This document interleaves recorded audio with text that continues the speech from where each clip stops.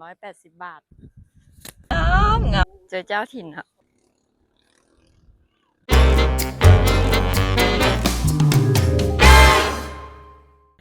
ทุกคนมื้อนี้ก็เป็นมื้อที่3ของทริปแล้วเนาะที่ว่าเป้ยังอยู่จังหวัดกาญจนบุรีอยู่และเป้จะพาทุกคนไปเที่ยวสะพานมอนกันเนาะซึ่งในระหว่างทางคณะสะเวเที่ยวใส่แนกะเดี๋ยวเป้จะพาทุกคนไปเลยเด้อ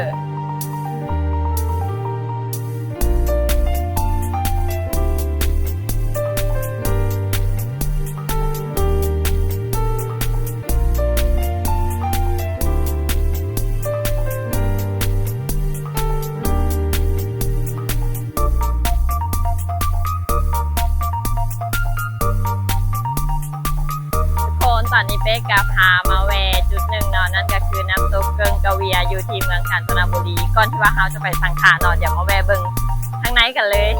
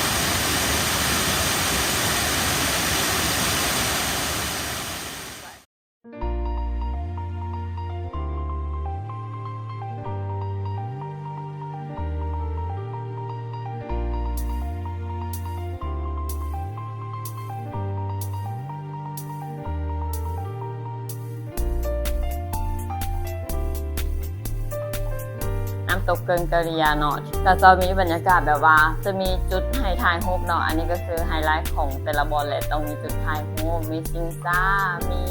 หัวให้พวกเขายางพานไปถ่ายรูปเห็นน้ำตกตามนั่นเนาะแล้วก็มีแบบต้นไม้โฮมเย็นดีเนาะทางในจะห้องน้ำสะอาดเพราะว่าเจ้าหน้าที่ดูแลรักษาเป็นอย่างดีแนะนำถ้าใครไปทางนั้นอย่าลืมแวะ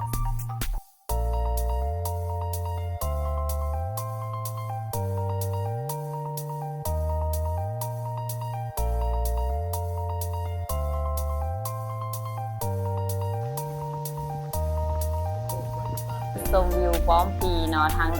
ในอาหารจะเป็นแบบสถานที่ร้านกางเต็นท์นอนแล้วก็มีทางรีสอร์ทถ้าใครแบบบ่มากางเต็นท์เนาะมีรีสอร์ทมีบ้านพักขนาดเป็นแบบบังกะโลให้เขาเป็นห้อง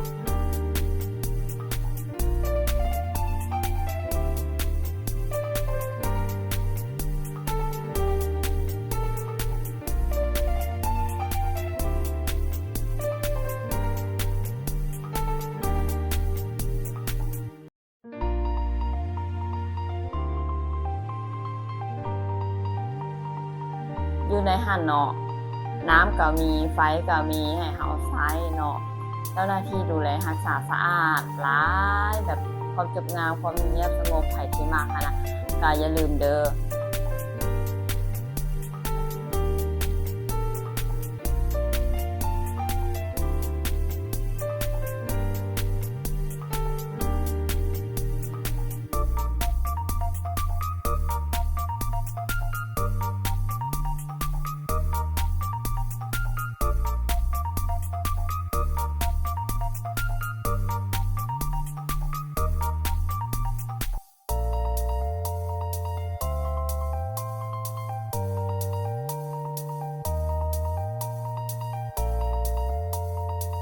และทางในหันก็ยังมีแบบอ่างเก็บน้ำของเขื่อนวชิราลงกรณ์เนาะเบิ่งแบบบรรยากาศแบบงามแฮงค่ะทุกคนถ้าใครมากางเต็นท์แนะนำเลยจุดชมวิวป้อมปี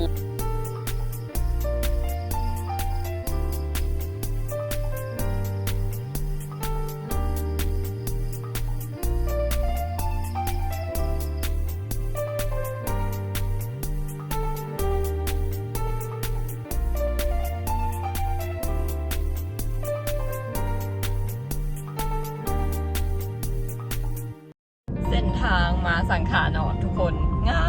ามแต่ว่าทางก็จะแล่นได้เบื้องละเลนเนาะเบื้องละคันนั่นแหละแต่ว่าหนทางนะงามแบบ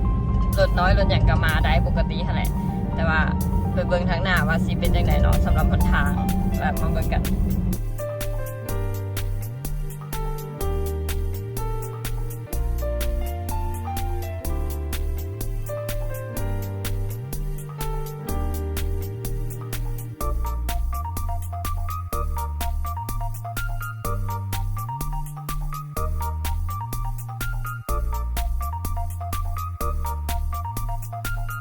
ตอนนี้เป๊กกำลังฮอดสะพานมอแล้วเนาะทุกคนดึงไหม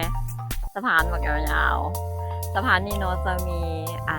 แม่น้ำ3 สายมาประจบกันก็คือแม่น้ำซองกาเลียแม่น้ำบีชีและก็แม่น้ำรันตีเนาะมารวมประจบกันอยู่นี่ซึ่งเป๊กจะกำลังจะพาย่างไปเบิ่งเด้อว่าทางในมีอย่างแน่สะพานมอนหันจะเป็นแบบสะพานไม้เนาะที่ว่ายาวที่สุดในประเทศไทย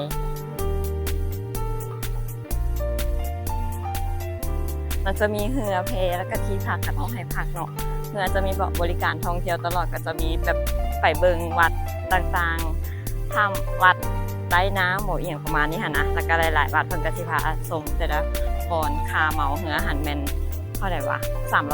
380 บาท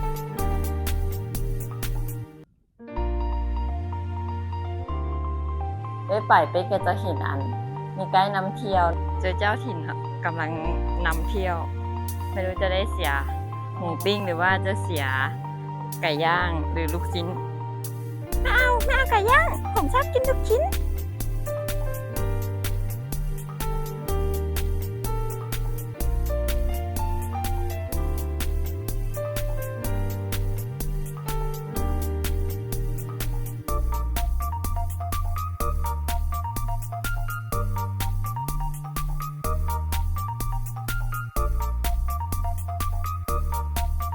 เบื้องนั้นเห็นสะพานแดงเนาะอยู่หันคือสิงาวอยู่ตรงนี้อย่างเนี้ยแต่ว่าอันที่เขาเดินแม่นสะพานไม้เป็นสะพานโมนนี่แหละตัวนั้นหันเพิ่นสะพานอย่างกระบอกแต่เป็นสะพานสีแดงเนาะอันนี้เนาะที่ว่าเขาเห็นสะพานแดงๆนี่มันเพิ่นฮ้องว่าสะพานสีสุวรรณคีรีเนาะทางไหนก็จะเป็นยาวๆไปเลย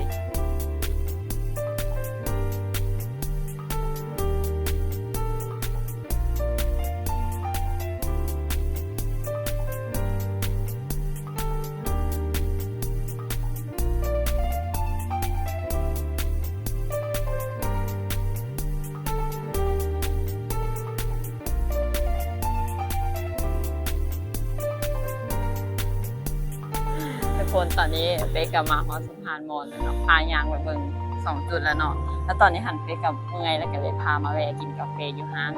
เฟย่าคาเฟ่เนาะคือเป็นห้างหนึ่งที่ว่าเบิ่งเห็นวิวทั้ง2เนาะก็คือสะพานแดงแล้วก็สะพานมอญไม้หันเนาะงามวิวงาม